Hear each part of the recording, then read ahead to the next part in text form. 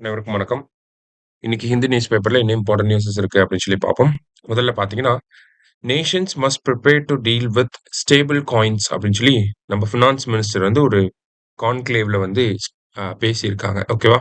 So இத பொறுத்தவரைக்கும் stable காயின்ஸ்னா என்ன அப்படின்னு சொல்லி தெரிஞ்சுக்கணும். ஓகேவா? ஸோ நமக்கு கிரிப்டோ கரன்சி தெரியும். பிட்காயின்ஸ் அதெல்லாம் நம்ம கேள்விப்பட்டிருப்போம். ஸோ இந்த கிரிப்டோ கரன்சி அப்படிங்கிறது அ உலக நாடுகள் பல நாடுகள்ல அது லீகல் டெண்டராவே கிடையாது. லீகல் டெண்டர் அப்படின்னா அஃபிஷியலா கவர்ன்மென்ட்டோட அங்கீகாரம் பெற்ற ஒரு கரன்சியா அது வந்து கிடையாது. இல்ல, அப்படி இல்ல. சரியா?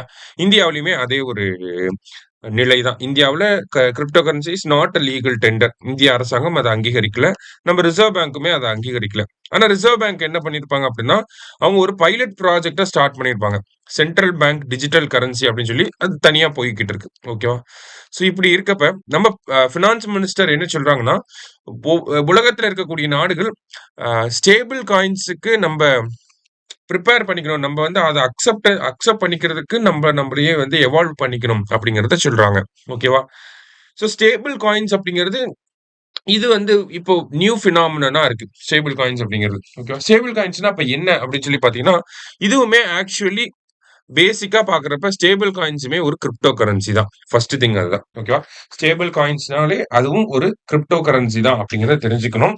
ஆனா கிரிப்டோ கரன்சி வந்து ஏன் உலக நாடுகள் வந்து அத ஏத்துக்கல அப்படின்னா, அது வந்து ரொம்ப வொலாடைலா இருக்கும். ஓகேவா? திடீர்னு பிரைஸ் வந்து அதிகமாகும். திடீர்னு பிரைஸ் வந்து கம்மியாகும். ஓகே. கிரிப்டோ காயினோட அந்த விஷயங்கள். ஓகேவா? பிரைஸ் ரைஸ் ஆகும், கம்மியாகும். அது வந்து ரொம்ப இன்செக்யூர்டா, வொலாடைலா இருக்கனால தான் யாருமே அத பெரிய அளவுல அரசாங்கங்கள் ஏத்துக்கல. ஆனா ஸ்டேபிள் காயின்ஸ் அப்படிங்கிறது அப்படி கிடையாது. அதனுடைய வேல்யூ வந்து ஸ்டேபிளா இருக்கும். பிக்ஸ்டா இருக்கும் நமக்கு. ஓகேவா? இப்ப இப்ப இந்தியாவோட ரூபாய் இருக்கு அப்படின்னா, டாலருக்கு நிகரான இந்திய ரூபாய் அப்படின்னு நம்ம சொல்றோம். கரெக்ட்டா? அத டாலர் பேஸ் பண்ணி ஒரு டாலருக்கு ரூ. 80 ரூ. 85 அப்படின்னு சொல்லி இந்திய ரூபாய நம்ம கால்குலேட் பண்ணிக்கிறோம். இல்லையா? அதே மாதிரி தான் இந்த ஸ்டேபிள் காயின் அப்படிங்கிறதும். ஒரு பிக்ஸ்டு அசெட்ட வந்து குடுத்துருவாங்க. அந்த பிக்ஸ்டு அசெட்டுக்கு ரிலேட்டிவா எவ்வளோ பிரைஸ் இருக்கு அப்படின்னு சொல்லி சொல்றாங்க. ஓகேவா? அதனால தான் பிக்ஸ்டு அசெட் அந்த பிக்ஸ்டு அசெட்டுக்கு ரிலேட்டிவா எவ்வளோ பிரைஸ் இருக்கு அப்படிங்கிறத சொல்றாங்க. ஸோ இது கிரிப்டோ கரன்சி அப்படிங்கிறனால தான் அதுக்கு நம்ப ஸ்டேபிள் காயின் அப்படின்னு சொல்லி பேர் வைக்கிறோம். ஸ்டேபிளா ஒரு வேல்யூ இருந்துட்டே இருக்கும். அதனால தான் ஸ்டேபிள் காயின். ஓகேவா? பிட்காயின்ஸ் கேள்விப்பட்டிருப்பீங்க. அது மாரி தான் ஸ்டேபிள் காயின் அப்படிங்கிறது நமக்கு ஸ்டேபிளா ஒரு வேல்யூ இருந்துட்டே இருக்கும். இப்ப எக்ஸாம்பிள்க்கு கோல்டு இருக்கு. கோல்ட பேஸ் பண்ணி ஸ்டேபிள் காயினோட வேல்யூவ எடுக்கலாம். இல்ல வேற ஏதாவது ஒரு அசெட்ட பேஸ் பண்ணி நம்ம ஸ்டேபிள் காயினோட வேல்யூவ எடுக்கலாம். அதுதான் என்ன குடுத்திருக்காங்கன்னா, எ A stable coin is a crypto asset that aims to maintain a stable value relative to specified asset அப்படின்னு சொல்லி குடுக்குறாங்க. ஸோ இந்த ஸ்பெசிஃபைட் அசெட் அப்படிங்கிறது ஒரு கோல்டா இருக்கலாம். இல்ல வேற ஏதாவது அ அசையா சொத்துக்களாவும் இருக்கலாம். ஓகேவா? அந்த மாதிரி இருக்கலாம். கோல்டு தான் மேக்ஸிமம் இருக்கும். ஆர் எல்ஸ் மானிட்டரி யூனிட்டாவும் இருக்கலாம். இப்ப டாலருக்கு நிகராக, இல்ல யூரோவுக்கு நிகராக அப்படி கூட நம்ம எடுத்துட்டு வரலாம். ஓகேவா? ஸோ இந்த ஸ்டெபிலிட்டிய என்ஷூர் பண்றதுக்கு சென்ட்ரல் பேங்க்னால முடியும். ஓகேவா? பிட்காயின வந்து கிரிப்டோ கரன்சிய ஸ்டேபிளா வச்சுக்க முடியாது சென்ட்ரல் பேங்க்னால. ஆனா ஒரு ஸ்டேபிள் காயின ஸ்டேபிளா வச்சுக்க முடியும். ஓகேவா? ஏன்னா, அது ஒரு அசெட்ட பேஸ் பண்ணி வரனால. இப்ப குளோபல் லெவல்ல கோல்ட பேஸ் பண்ணி மட்டும் ஸ்டேபிள் காயின் வந்து சர்க்குலேட் ஆகுது அப்படின்னா, அத நம்மனால ஓரளவுக்கு ஸ்டேபிளா வச்சுக்க முடியும் இல்லையா? ஸோ அதுதான் இந்த ஸ்டேபிள் காயின் அப்படிங்கிறது. ஸோ ஒரு நியூ ஃபீச்சரா இருக்கு இந்த இடத்துல ஸ்டேபிள் காயின் அப்படிங்கிறது. கண்டிப்பா இத prelims and mains point of வியூல நம்ம எக்ஸ்பெக்ட் பண்ணலாம். சரியா? ஸோ அதுதான் முதல் செய்தியிலேயே நம்ம பார்க்கிறோம். அடுத்ததா பார்த்தீங்க அப்படின்னா, நமக்கு தமிழ்நாடு ரிலேட்டடா 2 இம்பார்ட்டன்ட்டான நியூஸ் இருந்துச்சு. தமிழ்நாடு ரிலேட்டடா 2 இம்பார்ட்டன்ட்டான விஷயங்கள். என்ன சொல்லியிருந்தாங்க அப்படின்னு சொல்லி பார்த்தீங்கன்னா, so Tamil Nadu sanctions 1 crore for conservation of 4 less known endangered species அப்படின்னு சொல்லி குடுத்துருக்காங்க. ஓகேவா? ஸோ தமிழ்நாடு அரசாங்கம் வந்து என்ன பண்ணியிருக்காங்கன்னா, ஒரு 4 என்டேஞ்சர்ட் ஸ்பீசிஸோட கன்சர்வேஷன்க்காக ரூ. 1,00,00,000 செலவு பண்ண போறாங்க. அது என்னென்ன ஸ்பீசிஸ் அப்படின்னு சொல்லி பார்த்தீங்கன்னா, ஃபர்ஸ்ட்டு லயன் டெயில்டு மக்காவோ, சிங்கவால் குரங்கு அப்படின்னு சொல்லி சொல்லுவாங்க. அடுத்தது மெட்ராஸ் ஹெட்ஜ்ஹாக், மெட்ராஸ் முள்ளம்பன்றி அப்படின்னு சொல்லுவாங்க. அடுத்தது ஸ்ட்ரைப்டு ஹையினா, ஹையினா அப்படின்னா கழுதை புலி அப்படின்னு சொல்லி சொல்லுவோம். அடுத்தது ஹம் ஹெட்டட் மசீர் அப்படின்னு சொல்லியிருக்காங்களா, இது வந்து ஒரு மீன் வகை ஃபிஷ். சரியா? ஹம் ஹெட்டட் மஷீர் அப்படின்னு சொல்லி சொல்றோம். இந்த 4 விலங்குகளையும் பாதுகாக்கிறதுக்காக தமிழக அரசாங்கம் ரூ. 1,00,00,000 செலவு பண்ண போறாங்க. சரியா?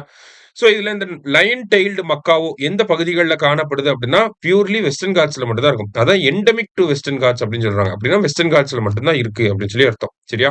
அடுத்தது மெட்ராஸ் எட்ஜ்ஹாக் அது வந்து ஒரு நாக்டர்னல் அனிமல். நைட் எல்லாம் முழிச்சிருக்கக்கூடிய ஒரு அனிமல் முள்ளம்பன்றி அப்படிங்கிறது. இது தமிழ்நாடு, ஆந்திரா, கேரளா பகுதிகள்ல காணப்படுது அப்படின்னு சொல்றாங்க. அடுத்தது ஹையினா கழுதை புலி அப்படிங்கிறது பார்த்தீங்கன்னா, நமக்கு முதுமலை காடுகள்ல அதிகமா இருக்கு. முதுமலை டைகர் ரிசர்வ் பகுதிகள்ல அதிகமா காணப்படுது அப்படிங்கிறத சொல்லியிருக்காங்க. அடுத்ததா ஹம்ப் ஹெட்டட் மசீர். இந்த மசீர் அப்படிங்கிறது ஒரு என்டேஞ்சர்டு ஃபிஷ். எந்த ரிவர்ல அதிகமா இருக்கும்னா, மொய்யார் அப்படிங்கிற இந்த ரிவர்ல அதிகமா இருக்கும். ஓகேவா? சோ இந்த அனிமல்ஸ்லாம் ரொம்ப அ என்டேஞ்சர்டா இருக்கு. அதனால என்ன பண்ண போறாங்க? ஒரு ரூ. 1,00,00,000 செலவு பண்ண போறாங்க. அப்ப மத்த அனிமல்ஸ கன்சர்வேஷன் பண்றதுக்காக ஆல்ரெடி நெறைய புரோகிராம்ஸ் இருக்கு.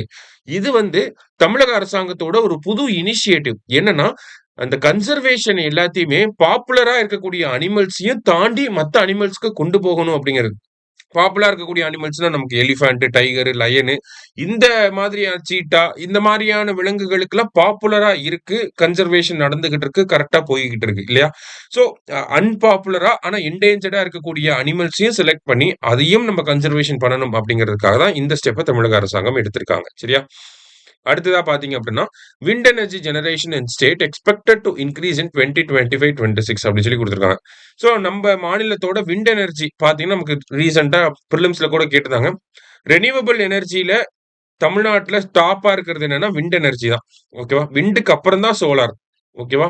சோ விண்ட் எனர்ஜி கிட்டத்தட்ட பார்த்தீங்கன்னா, 10,000 மெகாவாட் கிட்ட நம்ம ஜெனரேட் பண்ணிக்கிட்டு இருக்கோம். ஓகே. அப்புறம் தான் சோலார் 9,000 சம்திங் மெகாவாட் சரியா? சோ விண்ட் எனர்ஜி பொட்டன்ஷியல் தான் தமிழ்நாட்டுக்கு அதிகம். ஜெனரேஷன்லயும் விண்ட் எனர்ஜி தான் அதிகமா நம்ம ஜெனரேட் பண்ணிக்கிட்டு இருக்கோம். ஓகேவா? இதுல முக்கியமா ஒரு ஒரு விஷயத்த தெரிஞ்சுக்கிறோம். என்ன அப்படின்னா, "the state sees high wind energy generation between May and October every year" அப்படின்னு சொல்லி குடுக்குறாங்க. சரியா? அப்ப ஒவ்வொரு வருஷமும் மே மாசத்துல இருந்து அக்டோபர் மாசம் தான் தமிழ்நாட்டுல விண்ட் எனர்ஜி ஜெனரேஷன் அப்படிங்கிறது பீக்ல இருக்கு அப்படிங்கிறத தெரிஞ்சுக்கிறோம். ஓகேவா? ஏன்னா மேல இருந்து அக்டோபர் தான் south west monsoon. South west monsoon அப்ப நமக்கு கேரளால மழை பெய்யும். நம்ம லீவர்ட் சைடுல இருக்கனால நமக்கு காத்து மட்டும் தான் அடிக்கும். அந்த காத்த பேஸ் பண்ணி நம்ம அந்த மேல இருந்து அக்டோபர்ல அதிகமா விண்ட் எனர்ஜிய ஜெனரேட் பண்றோம். ஓகேவா? அது இப்படிதான் நம்ம புரிஞ்சுக்கிறோம். சரியா? சோ இன்னைக்கு நியூஸ் பேப்பர்ல இருந்து முக்கியமான விஷயங்கள பார்த்திருக்கோம். நன்றி.